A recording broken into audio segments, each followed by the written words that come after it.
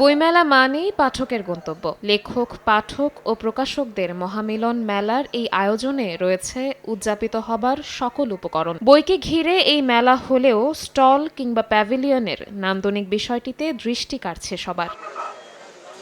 প্রতি বছরের মতো এবারও অসংখ্য প্রকাশনা সংস্থার বইঘর ভিন্ন ভিন্নভাবে উপস্থাপিত হয়েছে। বাংলাদেশের ঐতিহ্যবাহী বিভিন্ন বিষয় মাথায় রেখে স্টলের থিম সাজানো হয়েছে। ডাকবাংলো, ডাবল ডেকার বাস, সংসদ ভবন কিংবা পুরান ঢাকার ঐতিহ্যবাহী বিষয়কে উপজীব্য করা হয়েছে।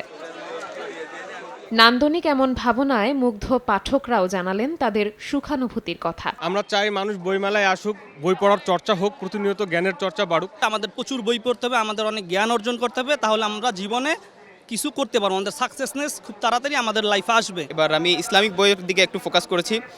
তো আমি আরিফ আজাদের একটা বই উমরা সফরের গল্প আরিফ আজাদ লিখেছেন।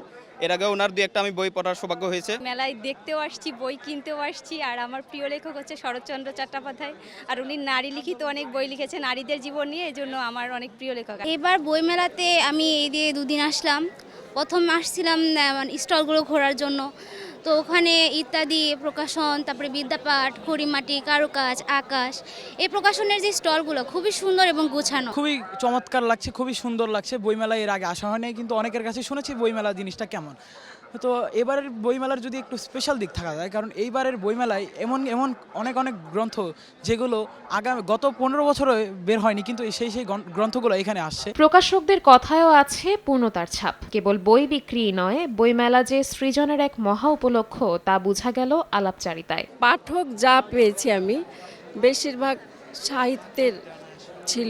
সাহিত্যের দিকে ছিল। ওনারা খুব ভালো রেসপন্স পেয়েছি আমি চিটাগাঙে। 47 বছর থেকে আমরা প্রকাশনা ব্যবসা করে আসতেছি। 47 বছর আগে পুরন ঢাকার কী ঐতিহ্য ছিল, বিল্ডিংগুলি কেমন ছিল, আমরা শিক্ষা ঐতিহ্য ধরে আসে মেলায় এটাকে প্রতি বছরে একই স্টাইলে করতেছি। আমাদের বাংলাদেশব্যাপী ভ্রাম্যমাণ বইমেলা চলতেছে।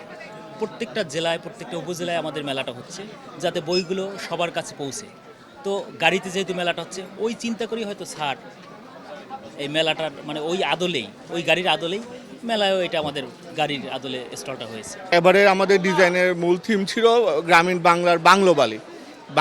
গ্রামীণ বাংলার যে বাংলোবাড়িগুলো হয়ে থাকে, উপরে ছাদের টালি থাকে, বাঁশের ইয়ে থাকে, সেই নকশার উপর ভিত্তি করে আমরা এবার বাংলোবাড়ি স্টাইলে করেছি।